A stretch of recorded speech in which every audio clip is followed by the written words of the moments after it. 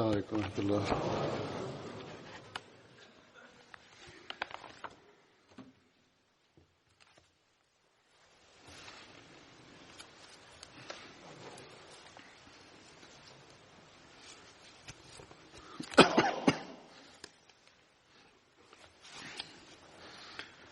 أشهد أن لا إله إلا الله وحده لا شريك له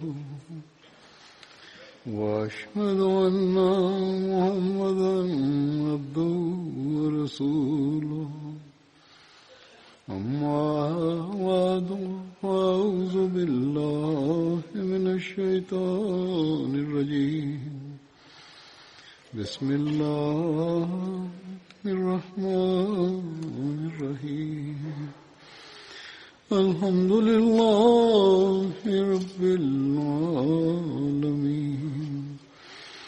الرحمن الرحيم مالك يوم الدين إياك نعبد وإياك نستعين اهدنا الصراط المستقيم صراط الذين أنعمت عليهم غير المغضوب عليهم ولا الضالين.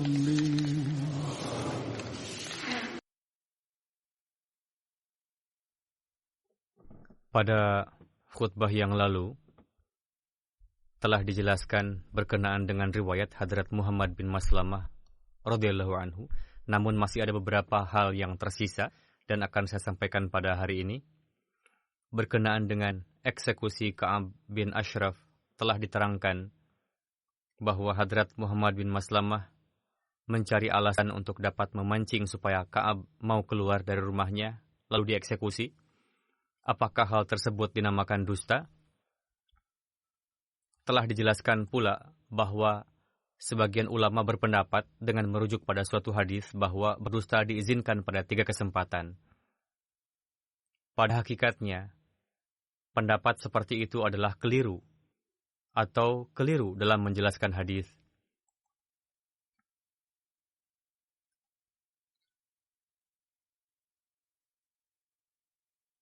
Yakni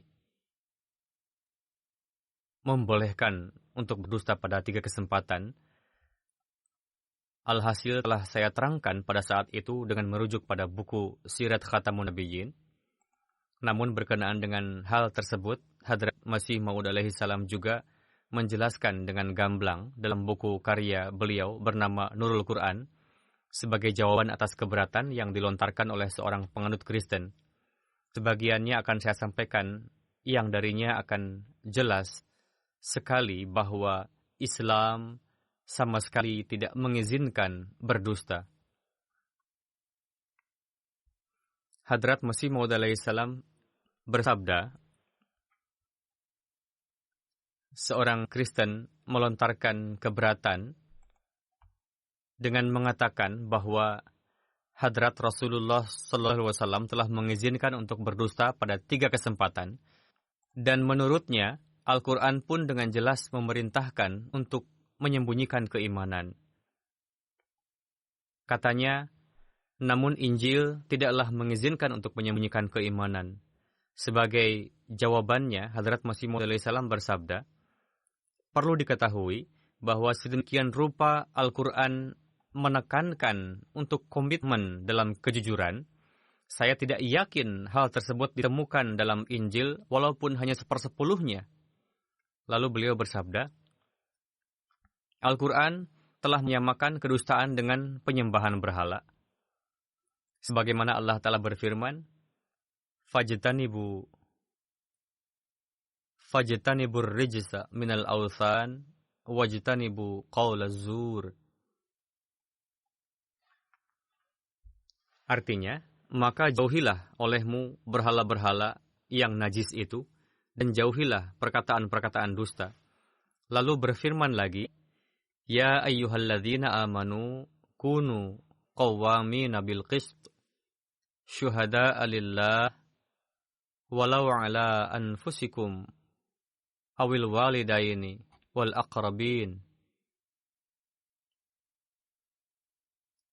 Wahai orang-orang yang beriman, jadilah kamu orang yang benar-benar menegakkan keadilan, menjadi saksi karena Allah, sekalipun dirimu sendiri atau ibu bapak atau kaum kerabatmu mendapatkan penderitaan karenanya.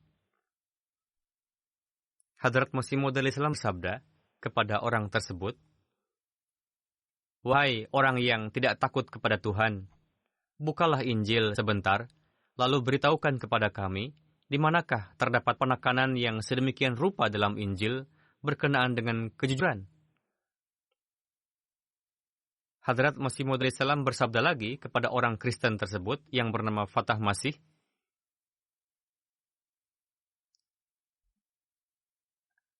beliau bersabda, "Anda keliru, dan ini disebabkan karena ketidaktahuan Anda, sehingga menyimpulkan bahwa Rasulullah telah mengizinkan untuk berdusta pada 3 kesempatan. Sebenarnya adalah sama sekali tidak ditemukan izin untuk berdusta dalam hadis manapun. Bahkan dikatakan dalam hadis, in kutilta wa uhriqta. Artinya, jangan pernah tinggalkan kejujuran sekalipun kalian dibunuh ataupun dibakar. Sebagaimana diperintahkan dalam Al-Quran untuk tidak meninggalkan keadilan dan kejujuran, sekalipun jiwamu akan melayang, hadis pun memerintahkan jangan pernah tinggalkan kejujuran sekalipun kalian dibunuh atau dibakar. Lantas, jika anggap saja terdapat suatu hadis yang bertentangan dengan Al-Quran dan hadis-hadis sahih lainnya, maka hadis seperti itu tidak layak untuk dirujuk, karena kami akan menerima hadis yang tidak bertentangan dengan Al-Quran dan hadis sahih lainnya. Beliau alaihissalam bersabda, dalam beberapa hadis dijumpai isyarah yang mengizinkan untuk bertauriyah, yakni dengan mengucapkan kalimat yang mengandung makna ganda demi kebaikan. Hal inilah yang diistilahkan oleh para penentang dengan sebutan dusta untuk tujuan menciptakan kebencian kepada Islam. Beliau alaihissalam bersabda,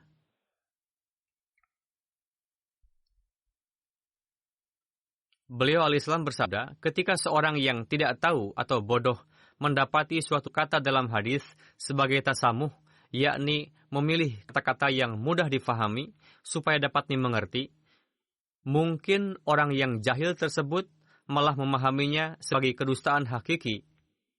Karena orang tersebut tidak mengetahui keputusan qat'i bahwa di dalam Islam kedustaan hakiki disamakan dengan najis, haram, dan syirik.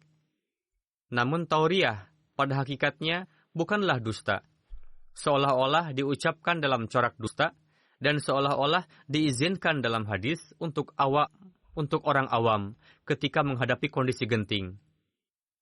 Namun tetap saja tertulis bahwa yang lebih afdol adalah mereka yang menjauhi tauriyah. Dalam Islam, tauriyah diistilahkan sebagai suatu ucapan yang diucapkan untuk menyembunyikan sesuatu disebabkan karena khawatir dapat terjadi kekisruhan atau menerangkan sesuatu dengan permisalan untuk merahasiakannya demi suatu kebaikan, sehingga hal itu dapat difahami oleh orang berakal, namun tidak difahami oleh orang bodoh. Fikirannya tertuju ke arah yang bukan dimaksud oleh si pengucap. Setelah merenungkannya, dapat difahami bahwa apapun yang dikatakan olehnya bukanlah kedustaan, melainkan kebenaran semata.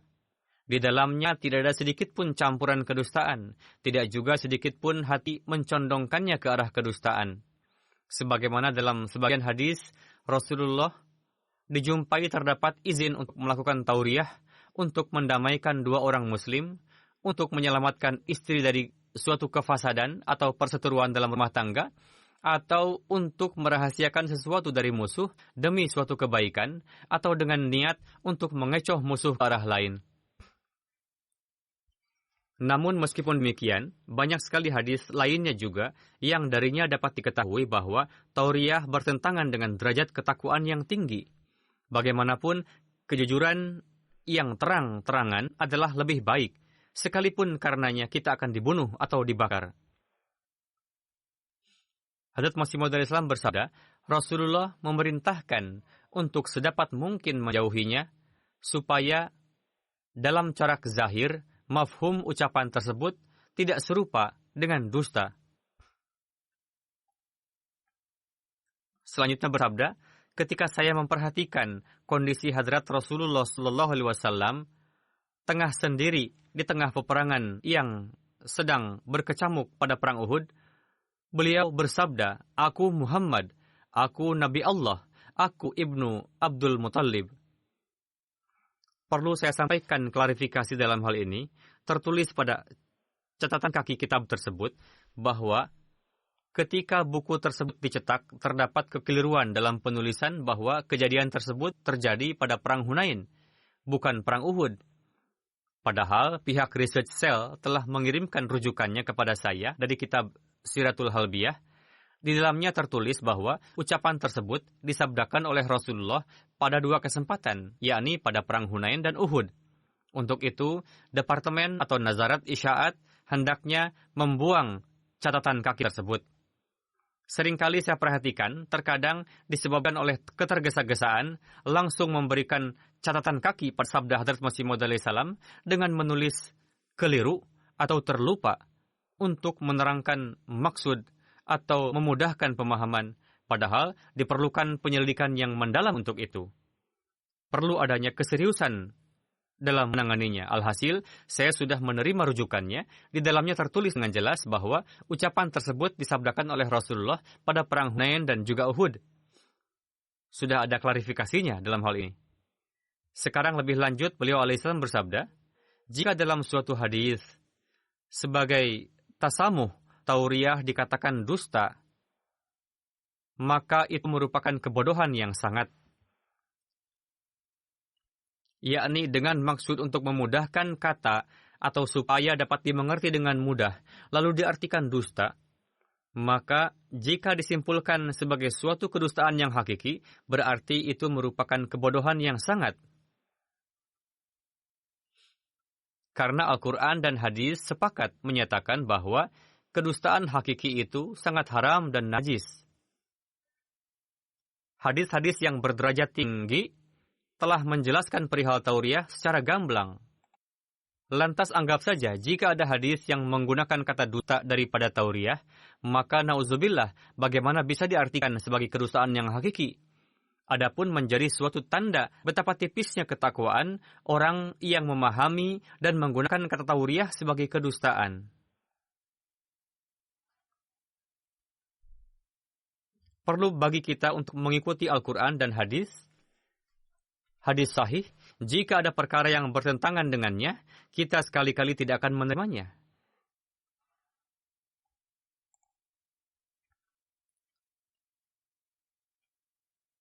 Selanjutnya beliau alaihissalam bersabda, Al-Quran telah melaknat para pendusta. Pendusta adalah sahabat syaitan. Seorang pendusta kosong dari keimanan, dan syaitan-syaitan turun atas para pendusta. Beliau tidak hanya bersabda bahwa janganlah berdusta, bahkan bersabda juga, tinggalkanlah persahabatan dengan para pendusta, jangan jadikan mereka sebagai kawan, takutlah kepada Tuhan, bergaullah dengan orang-orang yang jujur. Ketika kamu tengah berbicara, ucapan yang keluar harus semata-mata kebenaran. Sebagai olok-olokan atau tertawaan pun, jangan sampai ada kedustaan di dalamnya. Saya akan lanjutkan perihal sisi kehidupan lainnya dari sahabat Hadrat Muhammad bin Maslamah.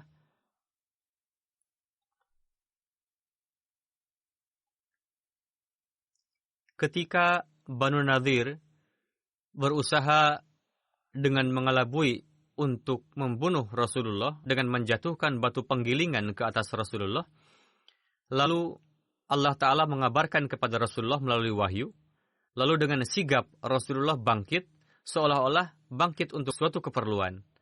Lalu Rasul berangkat ke Madinah. Setelah Rasulullah berangkat, para sahabat pun setelah tidak lama menunggu kemudian, Rasul mengikuti Rasul ke Madinah. Ketika para sahabat tiba di Madinah, mereka mendapatkan kabar bahwa Rasulullah memanggil Hadrat Muhammad bin Maslamah. Hadrat Abu Bakar berkata, "Wahai Rasul, kami tidak mengetahui bahwa Tuhan telah berangkat.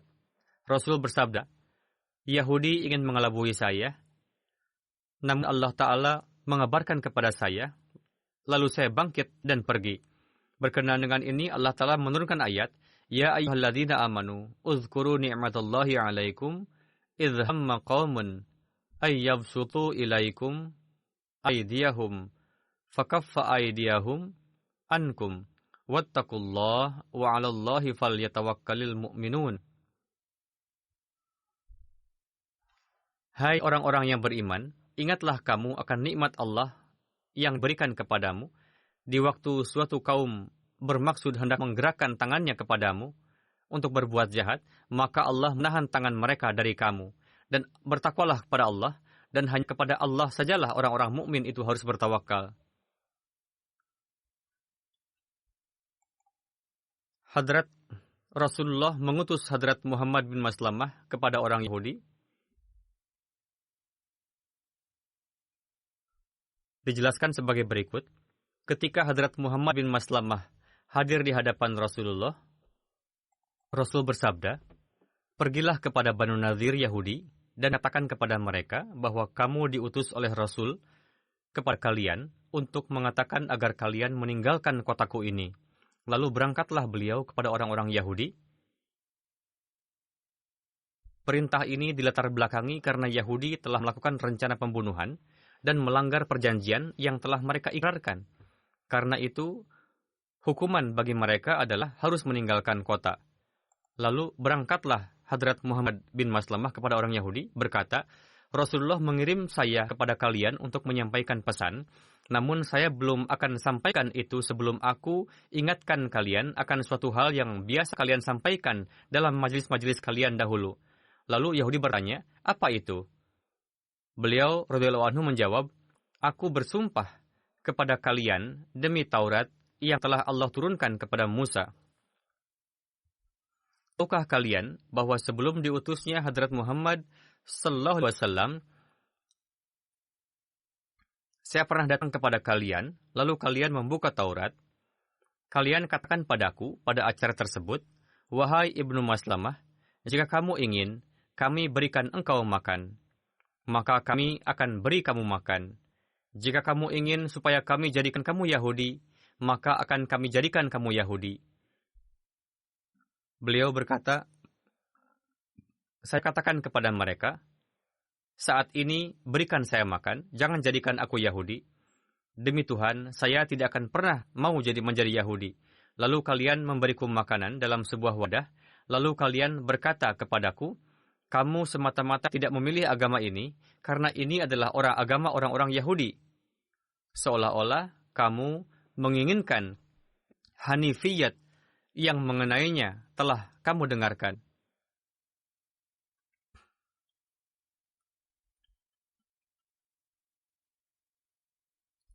Abu Amir, seorang rahib, adalah bukan penggenapannya, yakni apa yang kamu dengar bahwa seorang nabi akan datang, Abu Amir tidak dapat menjadi penggenapan dari nabi tersebut. Lalu mereka berkata, saat ini wujud itu akan datang padamu, wujud yang biasa tersenyum, yang berperang, terdapat warna merah pada matanya, ia akan datang dari Yaman, akan mengendarai unta, akan mengenakan kain cadar, akan bersifat qanaah, pedangnya akan berada di pundaknya, ia akan berbicara dengan bijak, seolah-olah ia merupakan kerabatmu. Demi Tuhan, kekisruhan akan terjadi di kampungmu, pembunuhan dan pertumpahan darah. Hadrat Muhammad bin Maslamah berkata,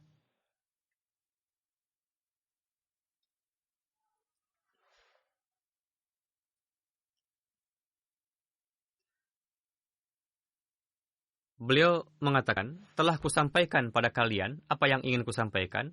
Lalu beliau mulai menyampaikan perkara selanjutnya, bahwa Rasulullah telah mengutus saya untuk mengatakan bahwa kalian, yakni Yahudi, telah melanggar perjanjian yang telah dibuat untuk kalian, dan kalian juga berusaha untuk mengelabui Rasulullah. Hadrat Muhammad bin Maslamah memberitahukan rencana jahat Yahudi terhadap Rasulullah, yakni bagaimana Amr bin Jahash naik ke atap untuk menjatuhkan batu penggilingan dari atas kepada Rasulullah. Mendengar hal itu, orang Yahudi itu bungkam. Lalu Hadrat Muhammad bin Maslamah berkata kepada mereka, Hadrat Rasulullah memerintahkan kalian untuk meninggalkan kota, dan beliau memberikan tenggang waktu 10 hari kepada kalian. Barang siapa yang masih nampak di kota ini setelah itu, maka aku akan membunuhnya. Yahudi mengatakan, wahai Ibnu Maslamah, tidak dapat terfikir oleh kami bahwa pesan tersebut dibawa oleh anggota kabilah Aus. Hadrat Muhammad bin Maslamah berkata, sekarang hati sudah berubah. Lalu Yahudi melakukan persiapan untuk beberapa hari. Kendaraan mereka dibawa dari Zu Jaddar, yakni kawasan tempat makan ternak yang berjarak 6 mil dari Madinah ke arah Ka'bah. Ternak mereka biasa diberi makan di sana. Mereka menyewa unta dari Banu Asja dan melakukan persiapan lengkap untuk keberangkatan. Dirujuk dari buku sejarah. Bagaimanakah perilaku Yahudi? Dalam hal ini Hadrat Khalifatul Masih Ats-Tsani radhiyallahu anhu menjelaskan mengenai hal itu pada satu kesempatan, yang diantaranya peristiwa pembangkangan Banu Quraidah. Meskipun ini pernah dijelaskan pada topik Hadrat Ammar bin Yasir, namun dari sisi sejarah perlu saya sampaikan di sini. Beliau radhiyallahu anhu menulis, pembangkangan yang dilakukan oleh Banu Quraidah tidaklah pantas dipandang sebelah mata. Sekembalinya dari perang Khandaq, Rasulullah bersabda kepada para sahabat, janganlah kalian bersantai di rumah, melainkan pergilah ke benteng Banu Quraidah sebelum tibanya sore hari. Lalu Rasulullah mengutus Hadrat Ali kepada Banu Quraidah untuk menanyakan kenapa mereka melanggar perjanjian. Namun alih-alih menyesali perbuatannya dan meminta maaf, justru Banu Quraidah malah mencaci Hadrat Ali dan kawan-kawannya, dan juga menghina Rasulullah dan para wanita dalam keluarga beliau. Mereka berkata, kami tidak tahu siapa Muhammad sallallahu alaihi wasallam. Tidak ada perjanjian antara kami dengan dia. Hadrat Ali kembali dengan membawa jawaban mereka tadi. Lalu Rasulullah bersabda kepada sahabat,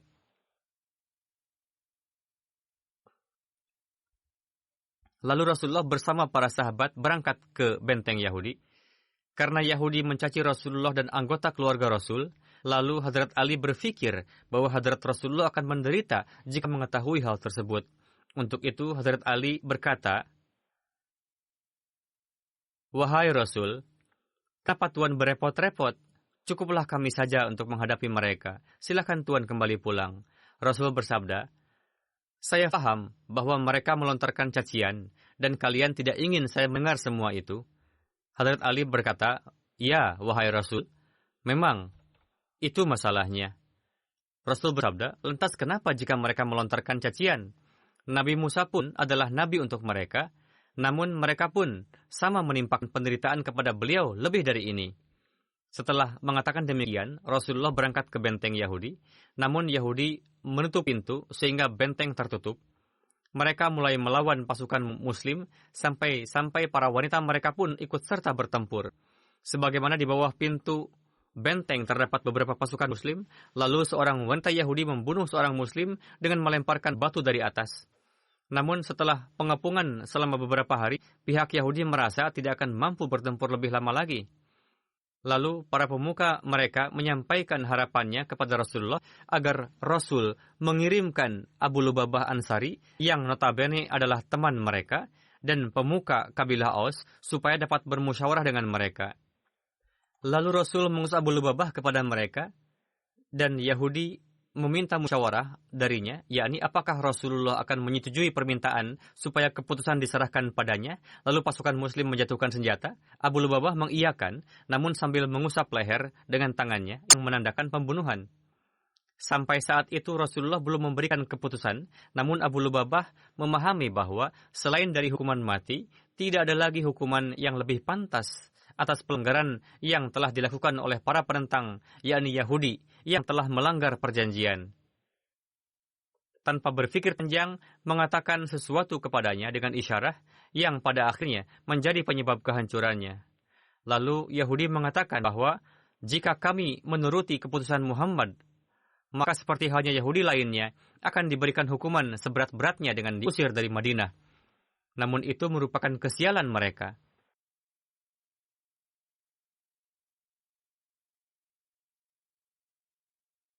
Yahudi tidak menuruti putusan dan mengatakan, jika seandainya menuruti putusan, maka mereka akan dihukum dengan diusir.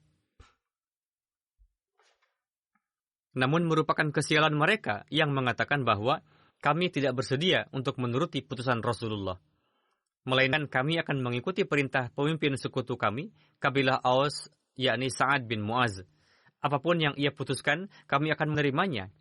Namun pada saat itu terjadi selisih pendapat di antara Yahudi. Sebagian dari mereka mengatakan bahwa kaum kita telah melakukan pembangkangan, dan dari sikap umat muslim terbukti bahwa agama mereka benar. Mereka telah meninggalkan agama lama mereka, lalu masuk Islam. Seorang bernama Amru bin Su'di yang merupakan salah satu pemuka kaum mencela kaumnya dengan berkata, kalian telah membangkang dengan melanggar perjanjian, sekarang pilihlah apakah kalian akan masuk Islam atau membayar jizyah. Yahudi menjawab, kami tidak akan masuk Islam dan tidak juga akan membayar jizyah. Kebanyakan dari mereka sepakat lebih baik mati daripada memilih kedua itu. Lalu ia berkata kepada mereka, aku menyatakan terpisah dari kalian, lalu meninggalkan benteng dan pergi. Ketika ia keluar dari benteng, sebuah pasukan Muslim yang dipimpin oleh Muhammad bin Maslamah melihatnya dan bertanya padanya, siapa kamu? Ia menjawab, saya Fulan. Lalu Muhammad bin Maslamah berkata, Allahumma la tahrimni aqalta athratil kalam. Artinya, silahkan pergi dengan damai. Lalu beliau memanjatkan doa kepada Allah Ta'ala, ya Allah, jangan pernah luputkan aku dari kebaikan, menutupi kesalahan orang-orang yang baik. Karena orang ini kecewa atas perbuatannya dan perbuatan kaumnya, maka hal ini menuntut kita untuk bersikap memaafkan kepadanya. Karena itu Abdullah bin Maslamah tidak menangkapnya dan membiarkannya pergi. Semoga Allah Ta'ala senantiasa memberikan taufik kepada saya untuk dapat melakukan kebaikan seperti itu. Ketika Rasulullah mengetahui kejadian tersebut, Rasul tidak menyalahkannya dengan mengatakan, kenapa kamu membiarkannya ia pergi? Melainkan Rasul memuji perbuatannya.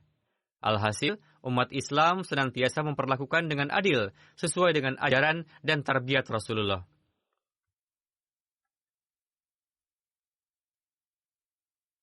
Setelah penduduk Khaybar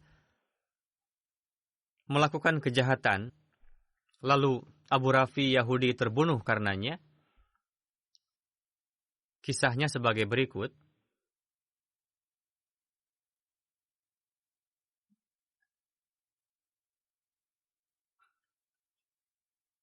Kelompok sahabat yang diutus untuk mengeksekusinya, di antaranya adalah Hadrat Muhammad bin Maslamah. Pembunuhan dilakukan oleh orang lain, namun beliau termasuk ke dalam grup sahabat yang dikirim. Hadrat Mirza Bashir Ahmad Sahib menjelaskan kisah tersebut secara gamblang yang dirujuk dari berbagai sumber sejarah.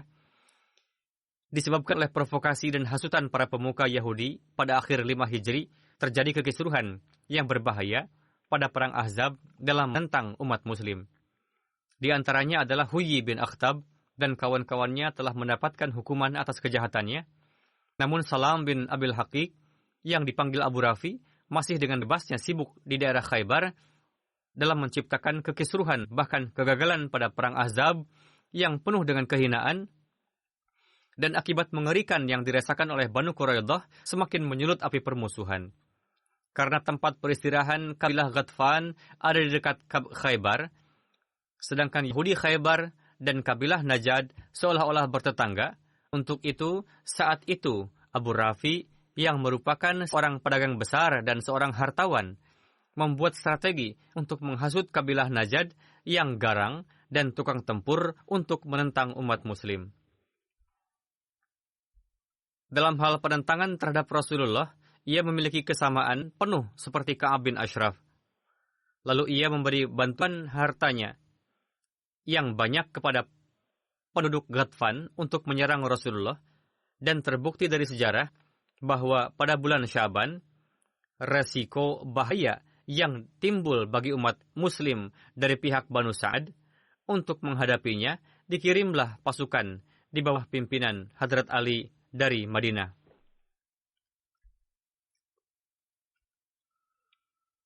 Pada bagian bawahnya pun dikuasai oleh Yahudi Khaybar yang dipimpin oleh Abu Rafi yang melakukan semua kejahatan ini. Namun Abu Rafi tidak hanya mencukupkan sampai di sana, api permusuhannya haus akan darah umat Muslim, dan di matanya wujud Rasulullah seperti duri yang selalu melukai. Sebagaimana pada akhirnya ia menempuh cara-cara dengan mendatangi kabilah Najad Ghatfan, dan kabilah-kabilah lainnya, dan mulai mengumpulkan mereka dalam bentuk laskar besar untuk menghancurkan umat Muslim. Ketika kondisi sudah seperti demikian, dan di hadapan orang Muslim mulai terulang lagi pemandangan pada perang Ahzab lalu beberapa ansar dari kabilah Khazraj datang menemui Rasulullah dan bertanya, apakah solusi untuk mengatasi keributan kali ini masih ada yang lain selain menghabisi biangnya, yakni Abu Rafi? Rasulullah berpikir bahwa alih-alih terjadi pertumpahan darah di negeri, terbunuhnya biang kekisruhan adalah yang terbaik. Lalu Rasulullah mengizinkan para sahabat, dan di bawah komandan Abdullah bin Atiq, Rasul mengutus sahabat Khazraj kepada Abu Rafi. Namun ketika berangkat, Rasul menegaskan untuk sekali-kali jangan membunuh wanita atau anak-anak. Sebagaimana pada 6 Hijri, bulan Ramadan, berangkatlah kelompok tersebut, lalu kembali setelah mengerjakan tugasnya dengan penuh kehati-hatian. Dengan demikian, Madinah terhindar dari kabut musibah tersebut. Kisah selengkapnya dijelaskan dalam Bukhari sebagai berikut. Bara bin Azib meriwayatkan, Hadrat Rasulullah SAW mengutus sekelompok sahabat kepada Abu Rafi dan menetapkan Abdullah bin Atiq sebagai komandan. Abu Rafi adalah orang yang sering menyakiti Rasulullah dan memprovokasi orang-orang untuk menentang Rasulullah dan juga memberikan bantuan pada orang-orangnya.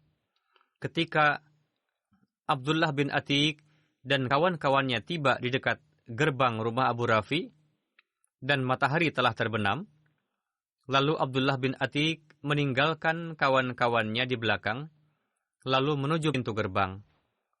Lalu ia menutupi tubuh dengan kain dan duduk seperti orang yang akan mengemis. Ketika petugas penutup gerbang datang, ia melihat ke arah Abdullah lalu bertanya, "Wahai Fulan, aku datang untuk menutup pintu gerbang ini. Jika kamu mau masuk, cepat masuk." Lalu Abdullah segera masuk dan bersembunyi di suatu pojok. Lalu penjaga tadi menutup pintu dan menggantungkan kuncinya di dinding, lalu pergi. Abdullah menuturkan, setelah itu saya meninggalkan tempat, dan pertama-tama saya membuka gembok pintu gerbang benteng, supaya ketika diperlukan dapat keluar dengan cepat dan mudah. Saat itu Abu Rafi tengah duduk di suatu ruangan bersama dengan orang-orangnya. Ketika orang-orang telah meninggalkan majelis dan suasana menjadi sunyi, lalu saya menaiki tangga yang menuju ke rumah Abu Rafi. Setiap pintu yang saya lewati, saya tutup kembali dengan hati-hati. Sesampainya di ruangan Abu Rafi, saat itu ia tengah memadamkan lentera untuk bersiap-siap tidur. Kamarnya benar-benar gelap. Saya bersuara menyebut nama Abu Rafi, lalu ia menyaut, "Siapa?" Lalu saya memperkirakan arah suara itu berasal, kemudian menuju ke arah itu dan menebaskan pedang ke arah itu. Lalu, karena sangat gelap dan hati saya diliputi rasa risau, karenanya tebasan pedang tidak mengenainya. Abu Rafi berteriak, lalu saya keluar ruangan. Tidak lama kemudian saya masuk lagi ke ruangan, lalu mengubah suara dan bertanya padanya, "Kenapa kamu teriak, Abu Rafi?" Ia tidak mengenali suara saya yang telah dirubah dan menjawab, "Celakalah ibumu. Baru saja ada seorang yang menebaskan pedang kepadaku." Mendengar suara ini, saya melompat ke arahnya dan menebaskan pedang. Kali ini tebasan pedang mengenai sasaran, namun ia belum mati. Oleh karena itu, saya menebasnya lagi untuk yang ketiga kalinya dan membunuhnya. Setelah itu, saya cepat-cepat membuka pintu dan keluar dari rumah. Namun ketika saya turun melewati tangga, masih tersisa beberapa anak tangga lagi. Namun saya menyangka sudah habis. Karenanya saya jatuh di kegelapan dan betis saya patah. Dalam satu riwayat lain dikatakan, sendi betisnya bergeser. Maka saya mengikatnya dengan sorban, lalu pergi keluar. Namun dalam hati saya mengatakan, selama saya belum benar-benar yakin Abu Rafi telah terbunuh, saya tidak akan pergi dari sini. Oleh karena itu, saya duduk bersembunyi di suatu tempat dekat benteng. Ketika pagi hari tiba, saya mendengar suara seseorang dari dalam benteng mengumumkan bahwa Abu Rafi, sang pedagang Hijaz, telah tewas. Setelah itu saya bangun dan pelan-pelan bergabung dengan rekan-rekan saya. Setibanya di Madinah, kami menyampaikan kabar mengenai terbunuhnya Abu Rafi kepada Hadrat Rasulullah. Setelah mendengar keseluruhan kisahnya, Rasulullah SAW memerintahkan kepada saya, bentangkanlah kakimu. Saya membentangkan kaki saya, lalu beliau mengusapkan tangan beberkat beliau sambil berdoa, yang mana setelahnya saya merasakan seolah-olah saya tidak mengalami sakit apapun sebelumnya. Di dalam satu riwayat lain disebutkan, ketika Abdullah bin Atik menyerang Abu Rafi, maka istrinya mulai berteriak dengan sangat keras, yang karenanya saya berpikir, jangan sampai orang-orang mendengar suara teriakannya dan menyadari apa yang terjadi. Oleh karena itu, saya mengangkat pedang ke arah istrinya, namun kemudian saya ingat bahwa Rasulullah melarang membunuh kaum wanita, dan saya mengurungkan niat saya tersebut.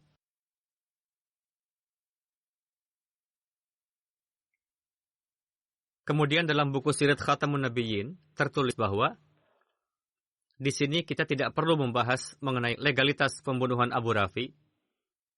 Rangkaian kekejaman Abu Rafi merupakan satu lembaran sejarah yang terbuka dan satu penjelasan terperinci telah dibahas dalam satu kisah yang serupa dengannya pada pembahasan pembunuhan Ka'ab bin Ashraf. Pada saat itu, orang-orang Islam dalam kondisi yang sangat lemah, terkepung musibah dari segala arah. Seluruh negeri bersatu untuk menghapuskan orang-orang Islam. Di masa yang rawan seperti itu, Abu Rafi memprovokasi kafilah-kafilah Arab untuk melawan Islam. Saya jelaskan ini secara singkat. Saya tidak jelaskan keseluruhan sejarahnya mengenai mengapa membunuhnya adalah jaiz. Ia tengah melakukan persiapan supaya pada perang Ahzab, kabilah-kabilah primitif Arab bersatu melakukan serangan besar ke Madinah. Pada saat itu di Arab tidak ada suatu pemerintahan yang melaluinya diharapkan tercipta keadilan, bahkan setiap kabilah merdeka dan independen di wilayahnya masing-masing. Jadi, untuk melindungi diri sendiri, tidak ada cara lain kecuali melakukan upaya sendiri.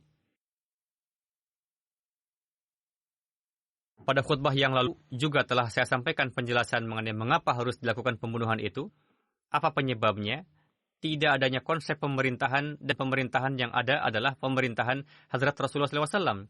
Andai kata, dalam situasi seperti itu, apa yang dilakukan para sahabat adalah sangat tepat dan wajar. Dan dalam kondisi peperangan, ketika suatu kaum menghadapi situasi antara hidup dan mati, maka upaya-upaya seperti itu sangat dianggap jaiz atau legal. Hadrat Umar dalam masa kekhalifahan beliau menugaskan Hadrat Muhammad bin Maslamah untuk memungut zakat dari kabilah Juhainah. Ketika suatu kali di singgasana khilafat diterima pengaduan mengenai seorang amil, maka Hadrat Umar mengutus beliau untuk melakukan investigasi. Hadrat Umar mempercayai beliau, oleh karena itu beliau juga diutus untuk mengumpulkan pajak. Hadrat Umar menugaskan beliau ke berbagai wilayah untuk menyelesaikan urusan-urusan yang sulit. Hadrat Sa'ad bin Abi Waqqas membangun istana di Kufah, maka beliau menjadi utusan Hadrat Umar untuk menyelidiki hal tersebut. Mengenai hal itu didapati riwayat sebagai berikut. Hadrat Umar mengetahui bahwa Hadrat Sa'ad bin Abi Waqqas membangun satu istana dan dipasangi pintu yang karenanya menjadi kedap suara. Maka beliau mengutus Hadrat Muhammad bin Maslamah Dan kebiasaan Hadrat Umar adalah ketika beliau ingin mengerjakan sesuatu sesuai dengan yang dikehendaki, maka beliau menugaskan Muhammad bin Maslamah. Hadrat Umar bersabda kepada beliau, "Pergilah kepada Sa'ad dan bakarlah pintu rumahnya." Maka ketika beliau sampai di Kufah dan tiba di depan pintu, beliau mengeluarkan batu api dan menyalakannya. Kemudian membakar pintu. Ketika Sa'ad mengetahui hal ini, beliau lalu keluar dan Hadrat Muhammad bin Maslamah menjelaskan semuanya mengenai mengapa beliau membakarnya. Setelah kesyahidan Hadrat Utsman, Hadrat Muhammad bin Maslamah memilih mengasingkan diri dan membuat pedang dari kayu. Hadrat Muhammad bin Maslamah meriwayatkan bahwa Hadrat Rasulullah SAW memberikan saya sebilah pedang sebagai hadiah dan bersabda,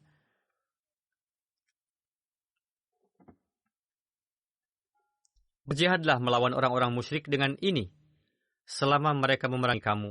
Dan ketika kamu melihat orang-orang Islam mulai saling berperang satu sama lain, maka bawalah pedang itu ke satu batu karang dan tebaskanlah pedang itu hingga patah. Kemudian duduklah di rumahmu hingga tangan seorang yang jahat mencapaimu atau maut merenggutmu." Pendek kata, beliau melakukan hal itu. Beliau menghindarkan diri dari fitnah dan kekisruhan dan tidak ikut serta dalam perang Jamal dan Siffin. Jubair bin Husain Tha'labi meriwayatkan, kami duduk dekat Hadrat Huzaifah. Beliau mengatakan, saya mengetahui satu orang yang fitnah tidak bisa mendatangkan kerugian kepadanya, yakni kekisruhan. Kami bertanya, siapa dia? Hadrat Huzaifah berkata, dia adalah Hadrat Muhammad bin Maslamah Ansari. Kemudian ketika saya keluar, ketika Hadrat Huzaifah wafat dan fitnah telah muncul, maka saya keluar bersama dengan orang-orang yang keluar dari Madinah. Kemudian saya sampai ke satu tempat air, tersedia air di sana. Di sana saya melihat satu kemah yang sudah usang, yang condong ke satu arah karena terkena hembusan angin. Saya bertanya, kemah siapakah ini? Orang-orang memberitahu bahwa ini adalah kemah Hadrat Muhammad bin Maslamah. Saya datang menemui beliau, maka saya melihat beliau sudah lanjut usia. Saya berkata kepada beliau, semoga Allah telah mengasihi Anda. Saya melihat bahwa Anda adalah termasuk di antara orang-orang Islam yang terbaik. Beliau meninggalkan kota beliau, rumah beliau, tanah keluarga beliau, dan tetangga beliau. Beliau berkata, saya meninggalkan semuanya dikarenakan kebencian saya terhadap keburukan. Terdapat perbedaan pendapat mengenai kapan beliau wafat. Berdasarkan berbagai riwayat, beliau wafat di Madinah pada tahun 43, 46, atau 47 Hijri. Dan pada saat itu beliau berusia 77 tahun. Marwan bin Hakam yang pada saat itu menjadi Amir Madinah mengimami salat jenazah beliau. Dalam sebagian riwayat dikatakan bahwa seseorang telah mensyahidkan beliau. Sekarang riwayat mengenai beliau telah selesai. Setelah salat Jumat, nanti saya akan memimpin satu salat jenazah hadir yang terhormat Tuan Tajdin, putra dari Tuan Sadruddin. Beliau wafat, inna lillahi wa inna ilaihi raji'un. Dengan karunia Allah Ta'ala, almarhum seorang musi. Beliau lahir di Uganda dan pada tahun 67 beliau pindah ke UK. Pada tahun 84 ketika tanah Islamabad dibeli, almarhum memberikan pengkhidmatannya untuk Islamabad ke hadapan Hadrat Khalifatul Masih Ar-Rabi. Hingga 22 tahun beliau mendapatkan taufik untuk berkhidmat di Islamabad dengan tulus dan tanpa pamrih. Di Islamabad beliau bekerja tanpa mengenal lelah sejak pelaksanaan jalsah yang pertama hingga jalsah yang terakhir, dan senantiasa berusaha sebisa mungkin untuk memberikan segala kemudahan bagi para tamu Hadrat Masih Maud alaihi salam. Beliau bisa mengerjakan segala macam pekerjaan teknis. Oleh karena itu beliau siang malam mendapatkan taufik mengerjakan segala macam pekerjaan di Islamabad. Tercakup di dalamnya bidang-bidang pekerjaan seperti pelistrikan, pipa saluran air, sanitasi, perkayuan, dan sebagainya. Almarhum seorang yang sangat disiplin dalam salat dan puasa, seorang yang soleh, berakhlak baik, seorang yang taat dan pendiam. Beliau memiliki hubungan yang mendalam, penuh keikhlasan dan kesetiaan dengan khilafat. Cucu beliau, Tuan Mudabbar Din, adalah seorang mubalig. Beliau telah lulus dari Jamiah UK dan saat ini berkhidmat di MTA. Beliau menulis, banyak orang yang tinggal di Islamabad mengatakan bahwa beliau seorang yang sangat rajin. Kakek saya menceritakan ketika beliau datang ke Islamabad, beliau betul-betul sendiri. Di masa-masa awal tidak ada listrik, tidak ada pemanas. Merupakan masa-masa yang sangat sulit. Namun beliau merasa senang mendapatkan taufik untuk berkorban bagi jemaat dan khalifah waqt. Salat tepat waktu, bekerja dengan tangan sendiri, menghormati tamu, dan bersabar adalah beberapa sifat istimewa beliau. Orang-orang juga menuliskan mengenai kebaikan-kebaikan beliau. Tuan Mujib Sialkoti juga menuturkan bahwa beliau membuat bengkel di Islamabad. Beliau ahli di bidang permesinan, beliau menghubungi berbagai perusahaan, beliau secara bergiliran meninggali setiap barak di Islamabad dan membuatnya layak untuk ditinggali. Baik di musim dingin maupun musim panas, beliau senantiasa sibuk karena banyak barang-barang lama yang beliau perbaiki dan menjadikannya seperti benar-benar baru. Ini beliau kerjakan dengan penuh kerja keras dan selalu ceria. Beliau biasa mengatakan mohon doa, mohon doa. Terkadang ketika bekerja di Islamabad, siang malam beliau tinggal di kamar yang tinggal di London. Terkadang mereka datang mengunjungi beliau. Semoga Allah Ta'ala memberikan rahmat dan ampunannya kepada almarhum dan meningkatkan keikhlasan dan kesetiaan anak keturunan beliau seperti halnya beliau.